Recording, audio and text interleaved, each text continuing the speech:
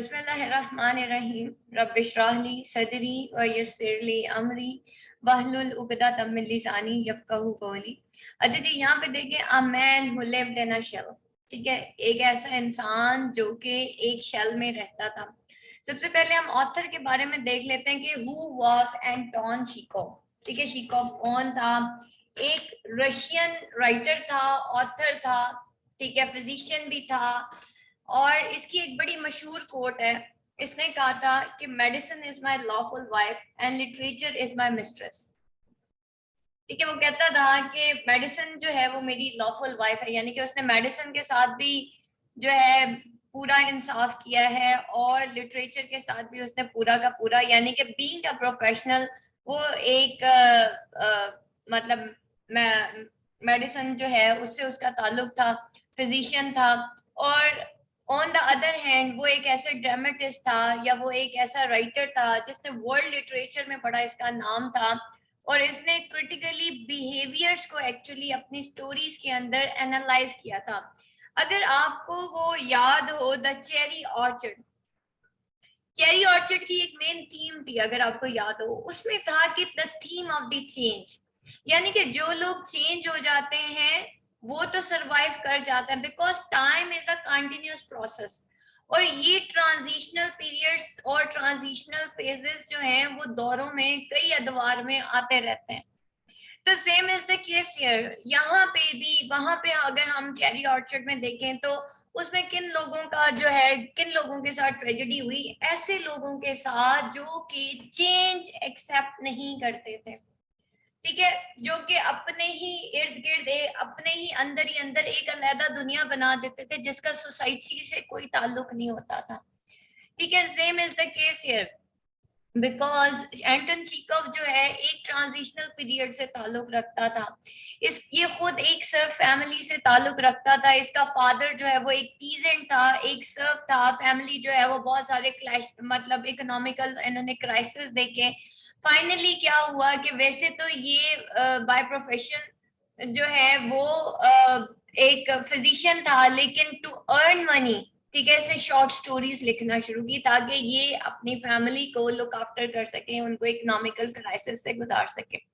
Number two, इसके father की थी एक कोई शॉप थी, उसको उसने रन करना शुरू किया, but he is the I witness of that era, जिसके अंदर जो है एक सर्वडम हुई थी, इंडिपेंडेंस और सर्वडम, उसकी एक मतलब सर्व जो है वो लिबरेट हुए थे, क्योंकि सर्व्स के साथ कुछ इस तरह से बिहेव किया जाता था कि लाइक गरीब गरीब से गरीब तर होता चला जा रहा था। तो एंटन चीकव के बारे में अगर हम देखें ओवरऑल, तो he is in favour of change.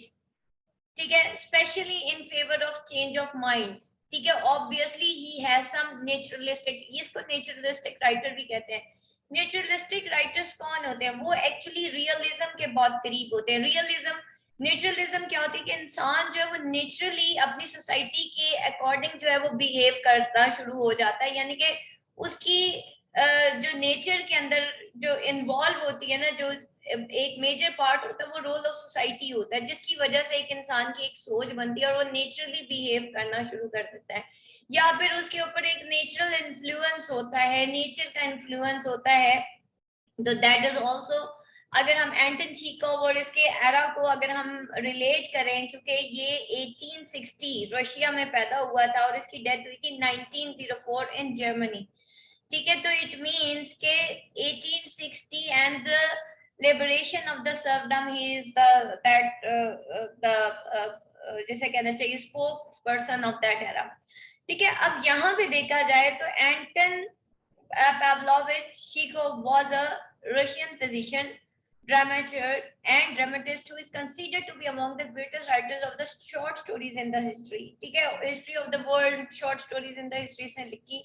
और इसकी ये जो कोट है, medicine is my lawful wife and literature is my mistress, ये बहुत मशहूर है, बिकॉज वो इन दोनों के साथ ही इसने जो है बहुत एक इंसाफ किया इन दोनों फील्ड्स के साथ। Master of modern short stories emphasize the depth of human nature, the hidden significance of everyday events, the fine line between comedy and tragedy. Tragic comedies लिखी इसने, ठीक है, एम्फसाइज किया डेप्थ्स ऑफ ह्यूमन नेचर को, और वो जो hidden significance है एवरीडे इवेंट्स की उसको उसने यहाँ पे शो किया। अच्छा जी, उसके बाद हम देखते हैं कि थर्ड पर्सन नैरेटिव जो है, sorry, अच्छा, in his writing he focused on moods and characters than plots of the story। ठीक है, उसने ज्यादा moods and character के ऊपर ज्यादा फोकस किया शॉर्ट स्टोरीज में, rather than the plot of the story। plot of the story are the outer events and the moods and character, उनके बिहेवियर्स जो होते हैं वो एक्चुअली हमारे मेंटल कन्फ्लिक्ट्स होते हैं, जिसकी वजह से हमें दुनिया वैसी नजर आ रही होती है।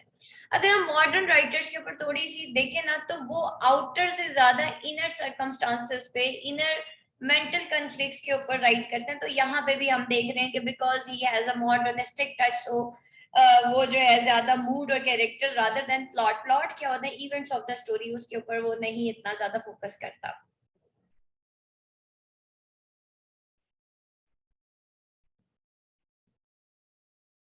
अच्छा जी, उसके बाद इन his writing he focuses his characters happen to be lonely, desperate and tangled in inner conflicts। ठीक है, उसके जो कैरेक्टर्स थे वो लॉनली थे, डेस्परेट थे और इनर कॉन्फ्लिक्ट्स में मुब्तला थे। अब यहाँ पे जो हम स्टोरी पढ़ने जा रहे हैं वो है the man who lived in a shell, एक ऐसा आदमी जो कि एक शेल में रहता था। सबसे पहले मैं कैरेक्टर्स आपको बता देती हूँ, फिर मैं बताती हूँ कि ये सारे कैरेक्टर्स जो हैं वो क्या सिंबलाइज करते हैं। Then I will explain the story और the narrative of the story, कि यहाँ पे उसने शॉर्ट स्टोरी का कौन सा टूल जो है वो अप्लाई किया, और ये टूल मैंने आपको पहले भी पढ़ाया है। लेट्स सी कि अब कौन सा टूल है जो शॉर्ट स्टोरी का, क्योंकि आपकी जो शॉर्ट स्टोरीज के पास्ट पेपर्स है ना वो इसी तरह के आते हैं कि उसका नैरेटिव क्या था, उसमें नैरेटिव टेक्निक या नैरेटिव टूल कौन सा यूज किया था। ठीक है, तो इसके अंदर जो एक मेन जो उसने स्टोरी राइटिंग में जो नैरेटिव यूज किया है वो है story within the story. ठीक है, या tale within the tale, या इसको हम फ्रेम स्टोरी भी कहते हैं। और मैंने आपको फ्रेम स्टोरी के बारे में काफी डिटेल्ड जो है अभी रिसेंट मैंने आपको कुछ शॉर्ट स्टोरीज बताई थी, उसमें मैंने आपको बताया था कि फ्रेम स्टोरी क्या होती है और story within the story क्या होती है। Story within the story या फ्रेम स्टोरी ऐसे कहते हैं कि जी एक फर्स्ट पर्सन नैरेटिव होता है। फॉर एग्जांपल यहाँ पे अगर हम देखें तो आपको स्टार्टिंग में ही ना, अगर आपने इसका ओरिजिनल टेक्स्ट आप खोल के देखे ना, तो एक शख्स है जो कि बर्किन है, और वो इवान को एक स्टोरी सुनाता है, और वो स्टोरी किसकी सुनाता है, वो बेलिकोव की सुनाता है। ठीक है, इसी तरीके से हमने सिविल पीस के अंदर भी देखा कि वो भी story within the story की टेक्निक थी। ठीक है, वो जो राइटर होती है उसमें पहले एक ऑमनिशेंट नैरेटर होता है, या जो भी राइटर होती है या होता है, वो फिर एक और स्टोरी सुनाता है, वो एक बच्चे की और एक फैमिली की, एक हैप्पी फैमिली की स्टोरी सुनाता है। तो that is basically the same thing. यहाँ पे देखिए बेलिकॉफ जो है वो टीचर था ग्रीक लैंग्वेज का एट स्कूल। अब ग्रीक लैंग्वेज किसको सिंबलाइज करती है, that is some old language. खुद वो 40 years old बैचलर था। वैरिया जो है या वराया जो है वो sister of a new school teacher थी जिसका नाम केवेलकॉव था। Kovalenko a new teacher of history at the school, या न्यू टीचर था हिस्ट्री का। और बर्किन जो है वो एक हाई स्कूल टीचर और नैरेटर था। मैंने अभी आपको बताया कि यहाँ पे एक story within the story होगी। अब वो स्टोरी कौन किसको सुना रहा है, वो बर्किन सुना रहा है एवेनिच को। और किसके बारे में सुना रहा है, बेलिकोव जो मेन कैरेक्टर है वेरिया के बारे में, और केवलन कोव के बारे में। लेकिन बेसिकली वो एक ऐसे इंसान की कहानी सुना रहा है who lived in a shell। ठीक है, तो Burkin actually is the story teller, या it is narrated by Burkin to Ivanych. तो ये जो है ये हाई स्कूल टीचर और नैरेटर था है एक्चुअली, और एवेनिस जो है वो एक वेटरनरी डॉक्टर और बर्किन का फ्रेंड है। अबाउट द स्टोरी देखते हैं कि सबसे पहले मैंने जैसे आपको बताया कि नैरेटिव इसका फ्रेम टेल है। कभी आपको आए ना what is the narrative of the story, तो अक्सर स्टूडेंट को मैम स्टाइल आएगा, मैम टेक्निक्स आएंगी, मैम क्या आएगा। उसका एक main narrative, only one narrative. जब वो होता है नैरेटिव टेक्निक्स आ जाए तो आपने सारी टेक्निक्स लिखनी होती है। लेकिन आपको आज जी बताएं जी वो जो नैरेटिव टेक्निक अब एस नहीं लगा हुआ, फिर आप क्या बताएंगे? इट मीन्स कि there is some narrative technique जो कि स्टोरी के ऊपर अप्लाई हुई है और मुझसे एग्जामिनर ने वो पूछ लिया है। अब यहाँ पे अगर मैं इसके नैरेटिव का बताऊं तो बेटा ये फ्रेम टेल है, a tale within a tale है, ठीक है। इसी को फ्रेम स्टोरी भी कहते हैं, और यही मैं आपको बता रही थी कि मैंने आपको बड़ा डिटेल्ड इसके बारे में काफी कुछ बताया है। और ये क्या होता है, ये थर्ड पर्सन नरेशन होती है, यानी कि किसी और फर्स्ट पर्सन किसी थर्ड पर्सन के बारे में जो कि वहां मौजूद नहीं होता। थर्ड पर्सन कौन होता है? ही शी होता है ना, दे। फर्स्ट पर्सन कौन होता है? आई होता है। तो एक ऐसे इंसान के बारे में स्टोरी बताता है जो कि वहां मौजूद नहीं है, ठीक है। तो ये है जी। तो नैरेटिव फ्रेम टेल जो है, ये tale within a tale है in which a person relates his person anecdote to an other character, like in the story Birkin narrates a story of wild man at school of Balikov. Third person narration है, Burkin narrates the life of Belikov at night in the moonlight, ठीक है। बर्किन जो है वो life of बालिकोव, बर्किन अब narrate करता है, एक थर्ड पर्सन नरेशन वो यहाँ पे यूज करता है। किसके बारे में? कहानी बालिकोव जो कि वहां पे मौजूद नहीं है। फर्स्ट पर्सन बर्किन है जो नरेट करता है बालिकोव की स्टोरी को eight night in the moonlight. अच्छा जी, उसके बाद कमेंट्री ऑन ह्यूमन लाइफ है यहाँ पे, कि ह्यूमन लाइफ कैसी होती है। Atmosphere is very calm, informal discussion about some subject. ये दोनों बैठे जी, कौन कौन? बर्किन और एवेनिच। या अब बर्किन जो है एवेनिच को कुछ बता रहा होता है, किसी शख्स की कहानी बता रहा होता है, और दोनों जो है एक इनफॉर्मल डिस्कशन करते हैं about some subject. No unity of time place and action like Aristotle, as the story has no beginning middle and end, ठीक है। कोई यहाँ पे टाइम प्लेस एक्शन की यूनिटी नहीं है। और आपको पता है कि जो एपिक थिएटर है या मॉडर्न ट्रेजेडी है या मॉडर्न लिटरेचर है, उसके अंदर कोई टाइम फ्रेम नहीं होता। जैसे हम एरिस्टोटल में तो देखते हैं ना कि unity of time and action होना चाहिए, लेकिन यहाँ पे ऐसा नहीं है, मॉडर्न लिटरेचर में नहीं होता। And story is also adopted into film. अच्छा जी, उसके बाद जो है अबाउट द प्रोटेगनिस्ट जो कि बेलिकोव है, ठीक है। बेलिकोव की कहानी देखते हैं। एन एलाइनेटेड पर्सन है, follower of his philosophy, the only resident of his world who does not allow anyone to enter his world or oppose his idea। का अलाउ नहीं करता था जी किसी को भी। He wears tight coat, galoshes, gloves, umbrella. Even at night, he used to sleep under canopy. He has a shell capsule in which he used to live like every person, ठीक है। और ये जो है अपने अपने ही अंदर रहना पसंद करता था। सेटिंग देख लेते हैं। सेटिंग क्या है जी? Story in brief. कौन सी जगह थी, कौन सी प्लेस थी? तो जी जगह जो है एक विलेज था, विलेज शेड था, where two friends are spending night. Burkin narrate story of Belikov to Ivanych, ठीक है। सेटिंग क्या थी? दो फ्रेंड्स हैं जी, बैठे हैं, रात गुजार रहे हैं एक विलेज के अंदर, विलेज शेड में, ठीक है। और बर्किन जो है वो एक स्टोरी सुनाता है बेलिकोव की टू एवेनिच रात गुजारने के लिए जी। Both return after hunting in a village of Mironositskoye to rest under the shed Prokofy. He narrates Belikov was teacher of Greek language. वो खुद नरेट करता है, ठीक है, बेलिकोव के बारे में। कौन? बर्किन नरेट करता है। He ever went everywhere without his galoshes, ठीक है। और वो जो है एनीवेयर अपने गलोशेस के बगैर और अम्ब्रेला के बगैर नहीं जाता, क्योंकि ये उसके सोर्स ऑफ प्रोटेक्शन थे। He always had fear of change. Violation of rule made him feel miserable and dejected. He had a habit of vocalizing his fears. ठीक है, उसके अंदर एक हैबिट थी कि vocalize करता था अपने fears को, because of which people also develop fears owing to Baliko's judgment about things. और लोग भी फिर क्या थे, उससे भागने लग गए थे, उससे डरने लग गए थे about the Baliko's judgment about things. Since he was judgmental सा इंसान था जी, since he was a bachelor, the community, including principal's wife, decided Belikov must get married. क्योंकि वो unmarried था, bachelor था जी, सोसाइटी ने कहा चलो इसकी शादी करवा देते हैं ताकि ये ठीक हो जाए। Narrator comments on the institution of marriage in the society of that time. Marriage was societal convention where people needlessly married out of stupidity to fight boredom and idleness. अब यहाँ पे custom of marriage या societal convention क्या थी कि लोग needlessly married करते थे आउट ऑफ स्टूपिडिटी, शादी करते थे आउट ऑफ स्टुपिडिटी, ताकि वो बोर्डम और इडलनेस से निकल सके. Belikov could also be similar case. Belikov likes women named Varaya, but cannot propose her. He looks for appropriate to time to talk, but hardly find any.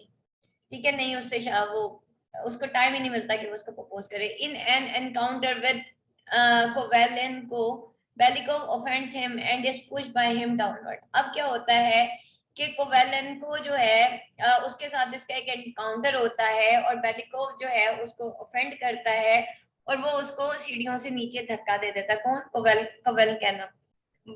Varaya witnesses his fall and laughs and him. Belikov is humiliated. अब होता क्या है कि अगर आप इसकी story को थोड़ा सा गौर से पढ़ें तो उसमें ये होता है कि कोई जो है ना कैरिकेचर कर देता है, क्योंकि पूरे टाउन में मशहूर हो जाता है कि वराया की और बेलिकोव की आपस में शादी होने वाली है. तो कोई ना कैरिकेचर करता है अपने अम्ब्रेला, यानी कि एक अम्ब्रेला के ऊपर और गैलोशियस के ऊपर कि Varya is in the arms of the Belikov. ठीक है, अब वो जब बेलिकोव देखता है उसको तो उसको बड़ा गुस्सा आता है कि भाई व्हाट इज दिस, ना this is really funny and why this is मतलब shown in the streets and so on. तो वो क्या करता है कि वो एक दिन क्या होता है कि वो जा रहा होता है, वो कोवेलेंको जो है वो भी एक स्कूल टीचर होता है, वेरिया उसकी बहन होती है. तो एक दिन बेलिकोव कहीं जा रहा होता है तो वो वेरिया को कोवेलेंको के साथ साइकिल पे घर जाते हुए देख लेता है. अब उसको ये बुरा लगता है कि जी ये दोनों बहन भाई एक साइकिल पे घर क्यों जा रहे हैं, और इसमें शायद कोई बुरी बात नहीं होती, लेकिन बेलिकोव को ये बात बुरी लगती है कि ये दोनों इकट्ठे जो है साइकिल पे, यानी कि वेरिया जो है कोवेलेंको जो कि उसका अपना भाई है उसके साथ साइकिल पे क्यों जा रही है. अब यही बात वो बताने के लिए कोवेलेंको जो है के घर जाता है. वेरिया उस घर पे नहीं होती. बेलिकोव जो है वो उसको कहता है और इन दोनों का एनकाउंटर होता है जिसमें कोवेलेंको जो है वो इसको धक्का दे देता है, क्योंकि कोवेलेंको जो है अपनी लाइफ के अंदर किसी की भी इंटरफेरेंस बर्दाश्त नहीं करता, तो इसलिए वो बेलिकोव को धक्का दे देता है. अब वराया जो है जब उसको देखती है कि वो गिर गया है और बाय चांस वो जब आती है और उसको देखती है कि, तो वो उस पे हंसती है और नेचुरली उसको हंसी आ जाती है. बट बेलिकोव जो है वो बड़ा ह्यूमिलेटेड फील करता है. और फिर क्या होता है, this episode put an end to everything, both the engagement and the earthly existence of Belikov. अब क्या होता है, ये एपिसोड जो है इसमें हर चीज खत्म हो जाती है. पहली बात ये कि इन दोनों की एंगेजमेंट, यानी कि बेलिकोव और वेरिया की, और दूसरी बात ये कि बेलिकोव की उसके बाद डेथ हो जाती है. He returns to his bed, confines himself and dies a month later. ठीक है, वो अपने बेड पे मतलब वो बिल्कुल ही ह्यूमिलेटेड फील करता है कि ये तो मेरी बहुत ज्यादा इंसल्ट हो गई, अपने आप को कन्फाइन कर लेता है और 1 महीने बाद जो है उसकी डेथ हो जाती है. The townsmen felt free at his burial. मतलब उनको लगता है जैसे वो आजाद हो गए एक ऐसे इंसान से जो हर वक्त उनकी लाइफ में इंटरफेयर करता था. Tragic part is Burkin's comment at the completion of the story. और ट्रेजिक पार्ट क्या है, जब बर्किन जो है, जो नैरेटर है, वो कमेंट करता है कंप्लीशन ऑफ द स्टोरी पे. अब लेट्स सी कि क्या कमेंट होता है, क्योंकि that is basically the story within the story. तो स्टोरी जितनी बर्किन ने सुनाई वो अब खत्म हो गई. अब बर्किन का और एवेनिच, इन दोनों का इस स्टोरी के बारे में क्या कमेंट है, अब हम वो देखते हैं. स्टोरी अभी कंटिन्यूड है और वो किसने लिखी है, एंटन चीकव ने. ये एक फ्रेम स्टोरी है, story within the story है. इसके अंदर एक फर्स्ट नैरेटर है and the third narrator. First narrator is basically the Burkin जो कि एवेनिच को स्टोरी सुना रहा है. अब कहानी वो सुना चुका. अब इन दोनों की कुछ डिस्कशन होती है. उस डिस्कशन के बाद जो है अब क्वेश्चन आ जाता है. पहले तो अब ये दोनों डिस्कस करेंगे ना, क्योंकि ये मॉडर्न लिटरेचर है, तो अब हमारे सामने एक क्वेश्चन रेज होगा कि हम इसके बारे में क्या कहते हैं.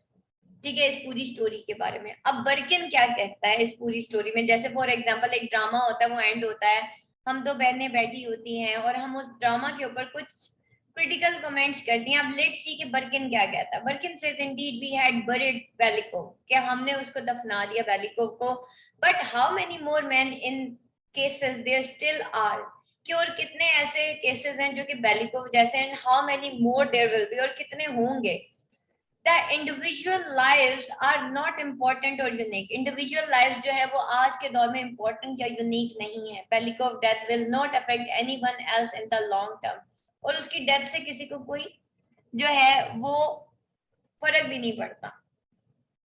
The Man Who Lived in a Shell is a story about the class of a special group of people. These people always spend out their lives in the shell of their confinement and remains closed behind all closed doors. ठीक है, वो हमेशा बंद ही रहते हैं।